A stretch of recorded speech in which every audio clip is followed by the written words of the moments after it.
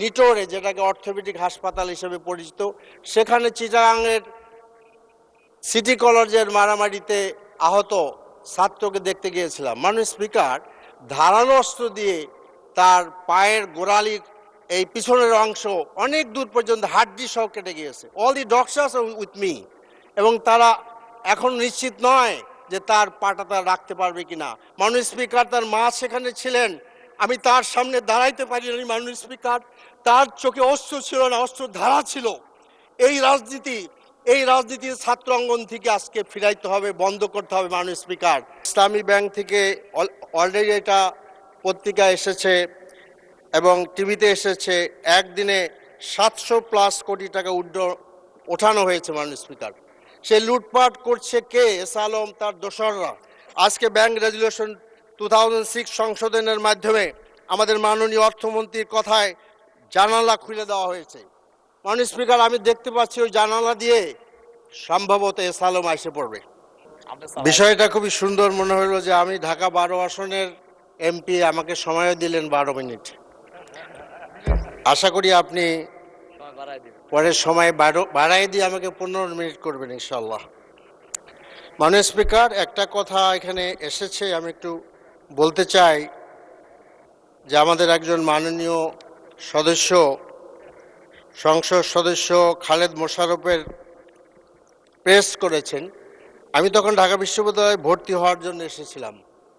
যদি সেদিন খালেদ মোশাররফের সেই অ্যাটেম্প সাকসেসফুল হতো, যিনি আপনিও ভালো জানবেন, জিয়াউর রহমান সাহেবকে আটক করেছিলেন, তাহলে আজকে শহীদ জিয়াকে আমরা পেতাম না।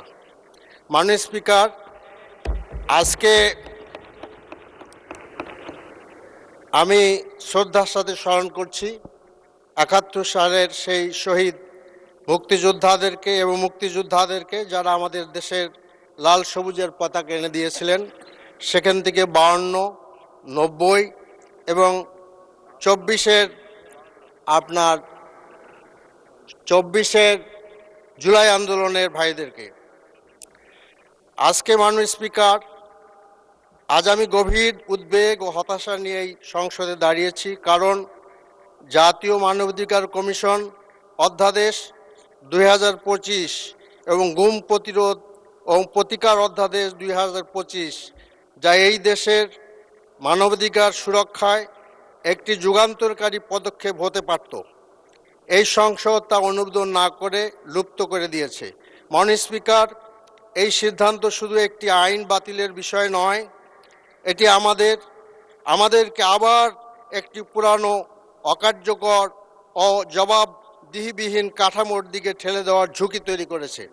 মাননীয় স্পিকার, 600-এরও বেশি স্টেক হোল্ডারের অংশগ্রহণে জাতীয় বিশেষজ্ঞ, সুশীল সমাজ এবং আন্তর্জাতিক অংশীদারদের মতামতের ভিত্তিতে অধ্যাদেশ প্রণয়ন করা হয়েছিল।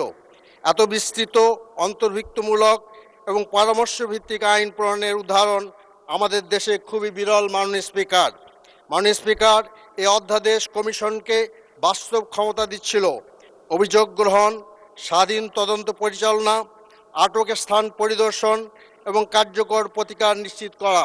মাননীয় স্পিকার, এটি প্যারিস প্রিন্সিপালের সাথে সামঞ্জস্যপূর্ণ একটি সত্যিকার অর্থে স্বাধীন প্রতিষ্ঠান গঠনের পথে একটি অত্যন্ত গুরুত্বপূর্ণ অগ্রগতি ছিল, কিন্তু আমরা সেই পথ থেকে সরে এসেছি।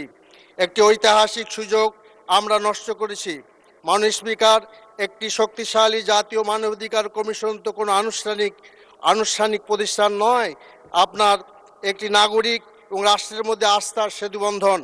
এটি ক্ষমতা অপব্যবহারের বিরুদ্ধে একটি প্রতিরোধ, একটি গণতন্ত্রের একটি মৌলিক স্তম্ভ। মাননীয় স্পিকার, আমি বিচার বিভাগের স্বাধীনতার বিষয়টি বিশেষভাবে তুলে ধরতে চাই। আমরা দেখেছি সুপ্রিম কোর্টের বিচারপতি নিয়োগ প্রক্রিয়া এবং সুপ্রিম কোর্টের সচিবালয় সংক্রান্ত অধ্যাদেশ রহিত করা হয়েছে। এর ফলে বিচার বিভাগকে আমরা সেই পুরানো দলীয় প্রভাবাধীন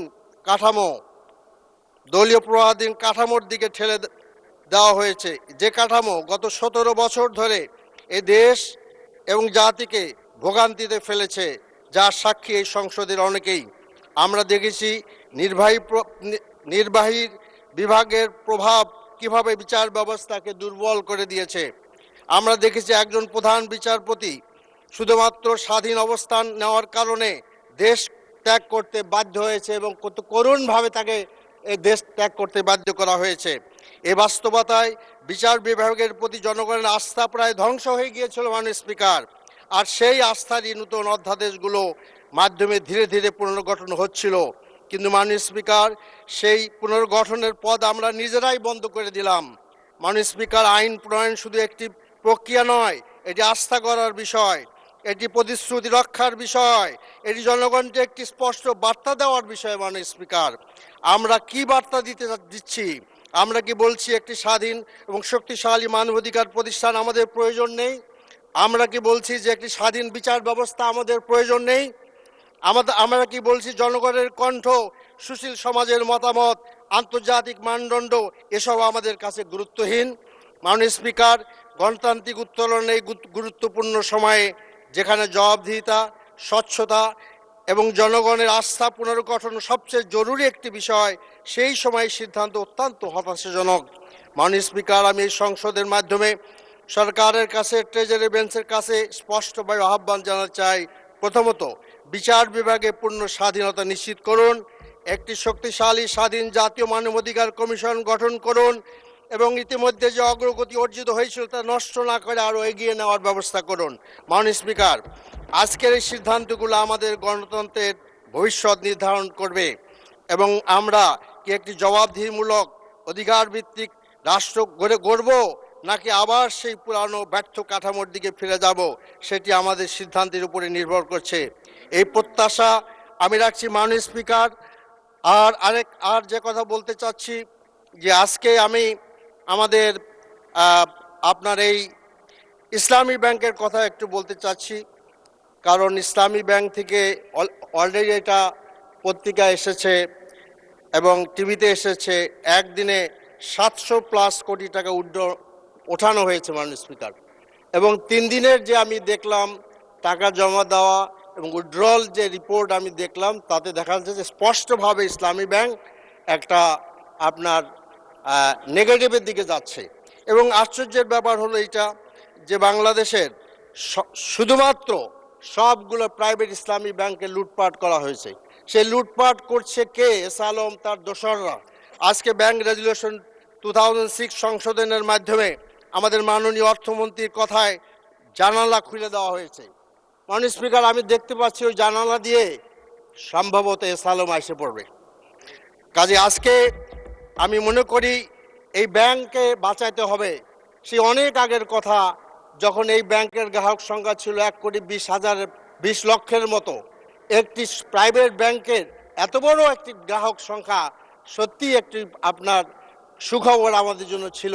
আজকে যদি ইসলামিক ব্যাংক আজকে ধসে পড়ে, এদেশের অর্থনীতির উপরে আঘাত হবে। মাননীয় স্পিকার, আমি আমার এলাকার কিছু কথা বলতে চাই। প্রথমত, আমার এই এলাকাটা নিয়ে আমি খুবই প্রীতবোধ করি, কারণ এই 12 আসনের মধ্যে জাতীয় সংসদ, শহীদ জিয়া, বেগম জিয়া এখানেই শুয়ে আছেন।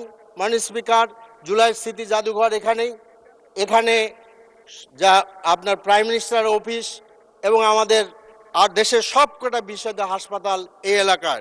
কিন্তু শিল্পাঞ্চলে এখানে মাননীয় স্পিকার, এই যে আমার প্রীতবোধ, এটা আমি নষ্ট হয়ে যেতে থাকি যখন দেখি যে কারণ বাজারও আমার এলাকার মধ্যে পড়েছে। সেই কারণ বাজার, মহাখালী বাস স্ট্যান্ড এবং আমরা শিল্পাঞ্চলে ব্যাপক চাঁদাবাজি হয়। মাননীয় স্পিকার, এটা বলার সময় আপনি দিলে আমি বলতে পারি। এই কারণ বাজারকে চাঁদাবাজি কেন্দ্র করে আজকে শাসক দলের একজন যুবদল নেতা হত্যা হয়েছিলেন, যেখানে আমাদের আপনার আপনার তখন তিনি স্বরাষ্ট্রমন্ত্রী ছিলেন, তিনি গিয়েছিলেন। কিন্তু প্রতিনিয়ত এখানে হত্যাকাণ্ড হচ্ছে। কারণ বাজারের আজকে চাঁদাবাজি বন্ধ করা জরুরি। আজকে ঢাকা শহরে ওয়াসার পানি গন্ধযুক্ত মাননীয় স্পিকার, এবং সেই গন্ধযুক্ত পানিও মানুষ পাচ্ছে না। মাননীয় স্পিকার, এখানে গ্যাস সমস্যা রয়েছে, জায়গায় জায়গায় জলবদ্ধতা রয়েছে এবং মাদক। যতজন এমপি কথা বলেছেন তার একটি কথা কমন বলেছেন, আজকে মাদক গোটা জাতিকে ধ্বংস করে ফেলেছে। সম্মিলিতভাবে এই মাদকের হাত থেকে আমাদের তরুণ সমাজকে বাঁচাতে হবে। মাননীয় স্পিকার, আজকে আর আমার এলাকায় Tejgaon bus stand, Tejgaon truck stand, Tejgaon truck স্ট্যান্ডের আপনার ট্রাকের ব্যাপারে, সেই স্ট্যান্ডের ব্যাপারে উদ্যোগ নেওয়া হয়েছিল, সফল হয় নাই। আজকে তেজগাঁর প্রত্যেকটি ঘরের মানুষের বাসার বাড়ির সামনে কাভার্ড ভ্যান চলে গিয়েছে। কাজে আমি প্রস্তাব করতে চাচ্ছি যে there should be a very very modern truck stand করতে হবে, যেখানে ড্রাইভার এবং হেল্পারদের আপনার ফিজিক্যাল ফ্যাসিলিটি থাকতে হবে। তা নাহলে কিছুদিন পরে তেজগাঁর শিল্পাঞ্চল লোকেরা বাড়ির থেকে বেরোতে পারবে না। আজকে আরেকটি কথা দরকার বলতে চাচ্ছি যে গার্বেজ ব্যবস্থাপনা। মাননীয় স্পিকার, এটা স্থানীয় সরকার মন্ত্রণালয়ের অধীনে। ঢাকা শহরের গার্বেজ ব্যবস্থাপনা অত্যন্ত সেকেলে এবং বাড়ি বাড়ির থেকে আর উন্মুক্ত পদ্ধতিতে এই সমস্ত নিয়ে আসা হয়। ঢাকা শহরের চারিদিকে আপনার এই গার্বেজ মানে স্টেশন করা হয়েছে, জমা রাখা হয়েছে ডাম্পিং স্টেশন, যেগুলো আসলে কুকুর, বিড়াল আর কাকের আড্ডাখানা আর টোকাইদের আড্ডাখানা পরিণত হচ্ছে। মানে speaker, this should be change. এবং ফার্মগেট এলাকায় এবং কারণ বাজারে যে হকাররা আছে, আমি আলাপ করে দেখেছি তার কেন কেউ 40 বছর পর্যন্ত ব্যবসা করে। আমি বলতে চাই there should be a develop কারণ বাজার, একটি ক্লিন কারণ বাজার, নিট কারণ বাজার। মাননীয় স্পিকার, এই চাঁদাবাজি বন্ধ করার একমাত্র উপায় হলো যে এই সমস্ত ছোট ছোট ব্যবসায়ীদের জন্য একটি উন্নত মানের বাজার ব্যবস্থা করে তোলা। আমি খুব শিগগিরই প্রস্তাব আমি পেশ করবো ইনশাআল্লাহ। আমি সংশ্লিষ্ট মন্ত্রণালয়ে জানাচ্ছি যে আসুন, চাঁদাবাজির হাত থেকে ব্যবসায়ীদের রক্ষা করতে হবে। আজকে খেলার মাঠেও সমস্যা আছে মাননীয় স্পিকার। সেই সব আমাদের এলাকায়, আমাদের এই ঢাকা 12-তে খেলা মাঠ অপ্রতুল, সেগুলোর ব্যাপারে ফ্যাসিলিটেট করা দরকার। আজকে আপনার শিক্ষাঙ্গন সম্পর্কে কথা বলার আগে আরেকটি কথা খুব জরুরি মনে করছি, সেটা হলো আমাদের মাননীয় স্থানীয় সরকার মন্ত্রী মির্জা ফখরুল ইসলাম আলমগীর, যাকে অনেক সজ্জন বলেই জাতি জানে, কিন্তু কিছুদিন আগে তিনি যে বিবৃতি দিয়েছেন সেটা আমাকে এবং আমার সারা দেশের মানুষকে আন্তর্জাতিকভাবে আমরা আসলে লজ্জা পেয়েছি। তিনি বলেছেন জামাত ইসলামীকে নির্মূল করতে হবে। আসলে এই নির্মূলের ডাক তো আসলে গণতান্ত্রিক ডাক না মাননীয় স্পিকার। এই ডাক তো আসলে দিয়েছিল আপনার আপনার ঘাদানিরা দিয়েছিল, এবং এইটা শাহরিয়ার দিয়েছিল। তিনি এখন জেলে আছেন। মির্জা ফখরুল ইসলাম আলমগীর সাহেব কেন এই ডাক দিলেন? এবং এই ডাকের মাধ্যমে অনেক দিন আগে তিনি রাজশাহীতে বসে আপনার মাননীয় সদস্য, আপনাকে আরো 3 মিনিট সময় দেওয়া হলো। 3 মিনিট পরে আপনাকে অনেক অনেক ধন্যবাদ মাননীয় স্পিকার। রাজশাহীতে ডয়েস ভ্যালির সাথে সাক্ষাৎকারে তিনি বলেছিলেন জামাত ইসলামী এখন কোনো প্রাসঙ্গিক না, এই জন্য ওনার সামনে মন্তব্য করতে চান না। তো সেটা ওনার ব্যক্তিগত মত, কিন্তু আমি মনে করি যে মির্জা সাহেব তাকিয়ে দেখেন, আমরা বেশ প্রাসঙ্গিক হয়ে গিয়েছি। আশা করি আপনি এটা স্বীকৃতি দেবেন। Thank you very much. তো এরপরে যেটা আমি বলতে চাই যে আমাদের যে এনার্জি সমস্যা বাংলাদেশে, এই এনার্জির সমস্যার একটু আগে শিক্ষাঙ্গনে ফিরে যাই। শিক্ষাঙ্গনে যখন এই ডাক দেওয়া হলো, কাছাকাছি সময় দেখলাম চট্টগ্রাম, ঢাকা, বিভিন্ন জায়গায় আজকে মারামারি, ছাত্র আপনার দল আর শিবিরের মধ্যে। এবং আমি নিটোরে, যেটাকে অর্থোপেডিক হাসপাতাল হিসেবে পরিচিত, সেখানে চিটাগাংয়ের সিটি কলেজের মারামারিতে আহত ছাত্রকে দেখতে গিয়েছিলাম। মাননীয় স্পিকার, ধারালো অস্ত্র দিয়ে তার পায়ের গোড়ালির এই পিছনের অংশ অনেক দূর পর্যন্ত হাড্ডি সহ কেটে গিয়েছে। All the doctors are with me, এবং তারা এখন নিশ্চিত নয় যে তার পাটা তারা রাখতে পারবে কিনা। মাননীয় স্পিকার, তার মা সেখানে ছিলেন, আমি তার সামনে দাঁড়াইতে পারিনি মাননীয় স্পিকার। তার চোখে অস্ত্র ছিল না, অস্ত্র ধারা ছিল। এই রাজনীতির ছাত্র অঙ্গন থেকে আজকে ফিরাইতে হবে, বন্ধ করতে হবে মাননীয় স্পিকার। কাজে এই সমস্ত নির্মূলের ডাক বন্ধ করতে হবে, তা নয় এই সমস্ত হানাহানি হবে মাননীয় স্পিকার। কাজেই দেশের আইন শৃঙ্খলা পরিস্থিতি মোটেই ভালো নয়। ওই কুমিল্লায় আমাদের মাননীয় সংসদ সদস্য মোল্লক চৌধুরী বলেছেন কাস্টমস অফিসারকে হত্যা করা হয়েছে। দেশে প্রতিদিনই বলা হত্যাকাণ্ড হচ্ছে, কিন্তু আমরা স্বরাষ্ট্র মন্ত্রণালয় শিক্ষাঙ্গনে মারামারি হলে পুলিশ চুপ থাকে।